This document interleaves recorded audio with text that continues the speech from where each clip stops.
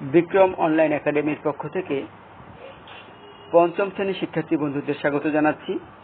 দ্বিতীয় প্রান্তিক মূল্যায়ন পরীক্ষা তোমাদের 18 আগস্টের পর যে কোনো সময় শুরু হবে সারা বাংলাদেশ ব্যাপী।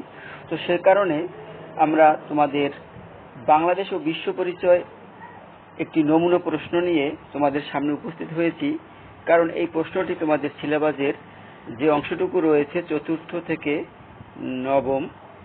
পঞ্চম থেকে নবম অধ্যায়, সম্ভবত যে সিলেবাসের যে অংশটুকু রয়েছে সেই অংশ থেকে এই প্রশ্নটি তৈরি করা হয়েছে। অর্থাৎ 100% তোমাদের সিলেবাস ভিত্তিক এই প্রশ্নটি করা হয়েছে দ্বিতীয় প্রান্তিকের জন্য। তো এই প্রশ্নটি তোমাদের সঠিক মানবন্টন নির্দেশ করবে এবং একটি ভালো সাজেশন হিসেবেও কাজ করবে। তো বন্ধুরা, তোমরা যারা এই ভিডিওটি এখন দেখছো বা দেখবে, সবাইকে স্বাগত রইল এবং ভালো লাগলে অবশ্যই লাইক, কমেন্ট, শেয়ার করে তোমার টাইমলাইনে রেখে দেবে।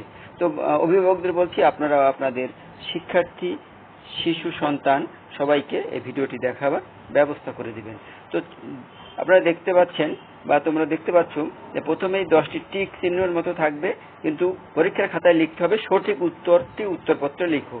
এখানে আমি প্রশ্নগুলো তোমাদেরকে দেখালাম এবং সবগুলো প্রশ্নের উত্তর আমি রেড মার্ক করে দিয়েছি। যেমন বাংলাদেশ কোন ধরনের দেশ, এখানে আমরা গ নম্বর দিয়ে দিচ্ছি। কৃষি প্রধান দেশ।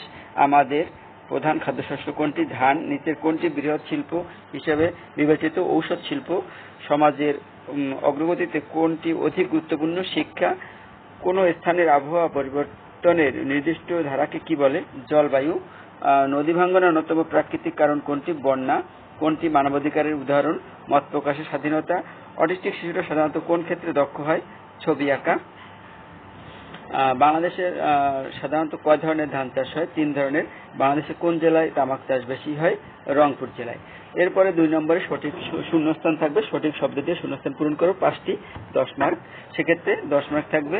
এখানে দেখো, বাংলাদেশ একটি ড্যাশ দেশ, কৃষি প্রধান দেশ। ভাত বাংলাদেশের মানুষের প্রধান খাদ্য। বিভিন্ন কারণে বিশ্বের ড্যাশ বদলে যাচ্ছে, হিমবাহ বদলে যাচ্ছে। তাপমাত্রা বেড়ে যাওয়ায় হিমবাহ বদলে যাচ্ছে। আর বিভিন্ন কারণে বিশ্বের দেশ বদলে যাচ্ছে, আবহাওয়া বদলে যাচ্ছে সম্ভবত, বা পরিবেশ হবে। এটা একটু দেখে নেবে তোমরা। গ নম্বরটা, প্রতিটি শিশুই একে অপরের থেকে আলাদা। 3 নম্বরে দেখো থাকবে কি, নিচের বাক্যগুলো উত্তরপত্রে লিখে ডান পাশে শুদ্ধ অশুদ্ধ নির্ণয় করো। এক্ষেত্রে আমি শুদ্ধ অশুদ্ধ লিখে দিয়েছি।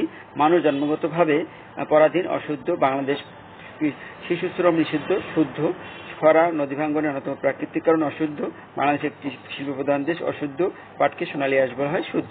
এবারে 4 নম্বরে থাকবে, দেখো, বাম এবং ডানের অংশ মিলকরণ। এখানে মিলকরণটা আমি একটু বলে দিচ্ছি। দীর্ঘ সময়ের শুষ্ক আবহাওয়া, এটা হলো খরা। দীর্ঘ সময়ের অতিবৃষ্টি, এটা হলো বন্যা।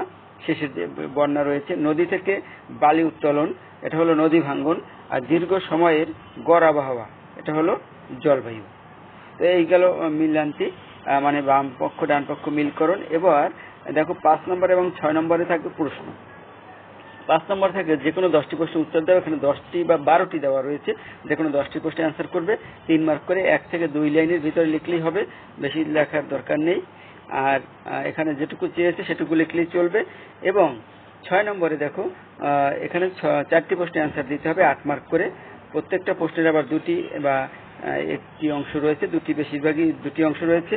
তো 2টো অংশ সুন্দরভাবে লিখতে হবে। 3টি, 4টি, 5টি লাইনের ভিতরে এই প্রশ্নগুলোর শেষ করলে সবচেয়ে ভালো হবে। আশা করি তোমরা বুঝতে পেরেছো প্রশ্নগুলো। এইগুলো তোমার সিলেবাসের ভিতর থেকে, সুতরাং এগুলো পারার জন্য তোমাকে অবশ্যই টেস্ট বই বারবার অনুশীলন করতে হবে। যত বেশি পড়বে তত বেশি তুমি পরীক্ষার অ্যান্সার করতে পারবে। এই প্রশ্নগুলো আসবে এমন কথা নয়, যে প্রশ্নই আসুক তুমি যত বেশি প্রশ্ন টেস্ট বই পড়বে প্রশ্নগুলো অ্যান্সার লিখতে পারবে। তো এটা একটি সাজেশনের মতো বা তোমাদের নমুনা প্রশ্ন দেখানো হলো।